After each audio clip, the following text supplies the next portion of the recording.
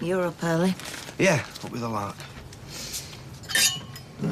How's your hand? Oh, you know, it stings a bit. Well, you caught him nice. Yeah, I did catch him nice, though, didn't I? Hey, there's a piece here, look, about a school lollipop man who's been at it for a decade. At what? Well, at lollipopping. So I'm thinking that maybe he's taken over from Jack You need Duckworth. to apologise. No chance. They'll be skating in hell before I apologise. No such thing as hell. Really? I'm not so sure. You're lucky they didn't bang you up. Oh, they just loved that. OK, look, here's the dealio. I'm not going to harp on about this because I know the more I do, the less likely you are to do anything that's about good. it. That And then means your dad will you've got my start phoning number, and you'll yeah. be even more stubborn than you are now. But you need to do the right thing, Peter, for Simon's sake. Yesterday was a fiasco. Yes, I was completely undermined. Yeah, he misjudged it. I agree with that. He was showing off and he was rubbing my face in it. Showering Simon with gifts. Do you know what I should have done? I should have got that computer and I should have smashed it over his head because he's smarmy and he's smug and he's not bringing up my son. There's also an agreement at stake, isn't there? Access to your son. Swallow your pride, Peter. So tell me, Sheila, in an ideal world, when would you like this for? We were hoping for sometime around the middle of August, the 13th at the latest. Oh, well, we're extremely busy, but I'm sure we could juggle one or two things for you, couldn't we, Michelle? Oh, yeah, we could push Trindley's back. Oh, consider Neil Trinley relegated in your honour. We'd be very grateful. All right, well, so we'll stick to the 13th then, and were you happy with the costumes we sent over this morning? You won't believe the latest. We've had a look through them, yes. We were hoping you could shave a little bit off, to be perfectly honest. They reckon they're going to move away and take Simon See that with we're them. in the middle of something. I'm so sorry, Sheila. Did you say that you wanted the price lowering slightly? Just a tad, if you don't mind. Look, can you do that later? Are you sure you can spare me the time? Really sorry, Sheila, actually. We've got something going on here. Can we call you back in 10 minutes? If you're quick, I'll be leaving the office in 15. Thank you.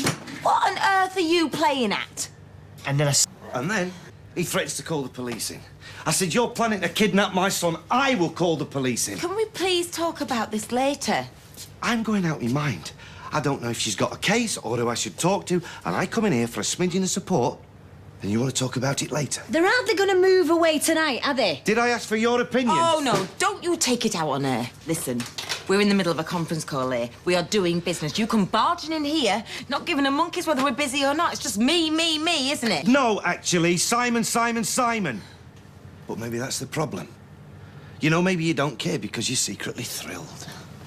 Don't be so ridiculous. Yeah, but is it ridiculous, though? Maybe this is just the outcome that you've been dreaming of. Because that way, you get everything you wanted without the inconvenience of having to put up with a 9-year-old boy who can't stand the sight of you. I'm going to ask you one last time. Can we please talk about this later? No, I want to talk about this now. So come on. Is that what you want, Carla? You want Simon away so you can have me all to yourself? I mean, is the hatred really that mutual? Oh, no. Would you speak to your mother like that? Who are you? Learn some manners. Get your hands off me. Put him down. Well? Is somebody going to explain? Peter, meet my brother. Your taste in blokes hasn't improved. Family or no family, I want an apology. After the way you talked to my sister. I should sit yourself down, mate. You're in for a long way. You got off lightly. You don't scare me, pal. Even if you were Daddy of B-Wing. Yeah, I know all about you. She's told me you've been inside. Yeah, I thought he still was, to be honest. I got out this morning. This morning? The bad suit and brown paper parcel's not compulsory. You know me, Michelle. I went in looking smart. I've come out looking smart. You're not looking so bad yourself. Anyway, I'd nowhere else to go, so I thought I'd surprise you. Well, you certainly did that. Hey, come here. Good to see you, Rob.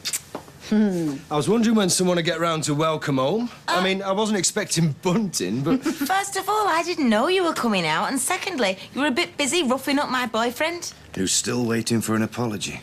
No hard feelings, mate. Don't ever do that again. I'll leave you to your family. And who knows, I might be able to salvage what's left of mine. I've not seen you in here before. Not been in before. It's the kind of boozer where they hold that against you. No, we got lager and bitter and good old northern hospitality on tap. Is that all? No, we got hot pot and pot scratchings as well. I don't fancy them. Right, you out of luck then, aren't you? That's $2.70. $2.70? I'm not giving it away. You've made that quite clear. Luckily for you, I'm a patient man. Ta. Hiya. Dangerous, this one. I should watch yourself. I already know that. I wasn't talking to you. Popular as ever, I see. It's a long and tedious story. I've got time.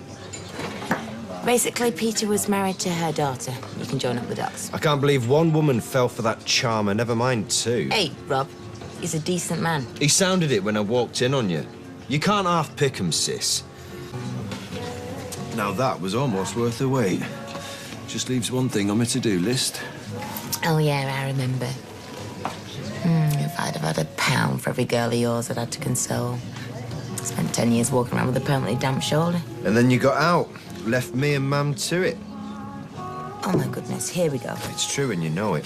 Where were you when we needed you, eh? I told you the first I knew about Mam's troubles when you got yourself arrested, you were such an idiot. Maybe I was, but we needed money. She was going to lose the house. £5 for driving a car seemed like the answer to our prayers. No, don't you hide behind Mam for this one.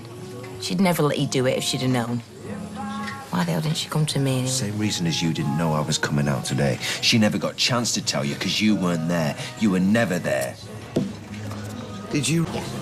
It's so easy, isn't it, Rob, to play the dutiful kid when you've got nothing else to do? Nothing better, you mean? Listen, I left to get married.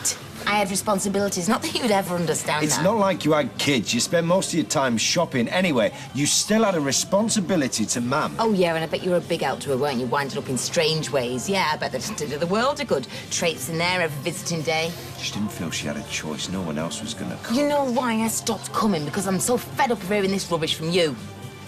I did what I could for Mam. I bought her nice things. Nice things.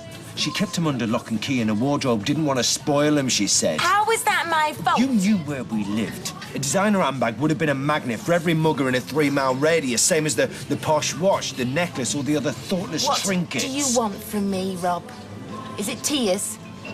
Apologies? Do you want money?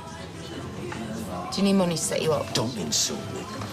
I never came here for an handout. I came to find my sister. Oh. If you run into her, tell her to give me a call. Ooh, pushing the boat out, I see. Making the most of your first night of freedom. I've not done much al fresco dining lately. I thought you'd have been having dinner with Carla. You're joking, aren't you? She just wants rid of me. What? Family's always been disposable, isn't it, sis? Oh, so they're not giving you your violin back when you got out, then? Your sob stories aren't the same without it. Hang on, what's going on here? Ask her. He kept me the usual guilt trip, right? But I still offered to help him out. As usual, he threw it back in my face because nothing I can ever do is good enough for him. She tried to pay me off, give me money to disappear from her life. No, I didn't. You needn't have worried. I'll happily do it for nothing. Oh, good. Oh, Rob, wait! It was great seeing you, Michelle. Worth the trip. Give my best to your lad, eh? And where are you going to go? I don't know. I'll find a doss house somewhere or a shop doorway or something. I'll survive, I reckon. After being inside, I know how to handle myself. See, lost without his violin. Don't be daft. Look, you can stop with me till you sort somewhere permanent. It's really good of you to offer, Michelle, but... No, really stupid of you to offer Michelle. Don't give him house space, love. He's bad news. He always has been, always will be. I can't just let him walk the streets, Carla. Come on. Your spare bed's not that comfy, but beats the pavement. All right. Thanks. But just one night. Until the next one. Of course, if the spare bed's that bad, I suppose we could always top and tail. Don't push it, you.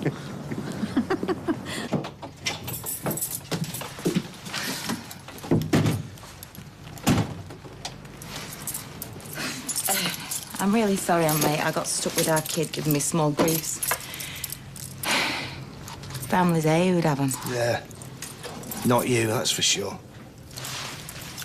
What? They're trying to take my kid away from me.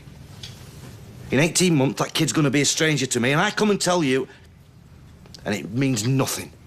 Peter, I was busy. Busy? Busy, I'm losing the one good thing in my life. But God forbid it's going to get in the way of flogging knickers. It wasn't the time or place to discuss it. When is the right time or place?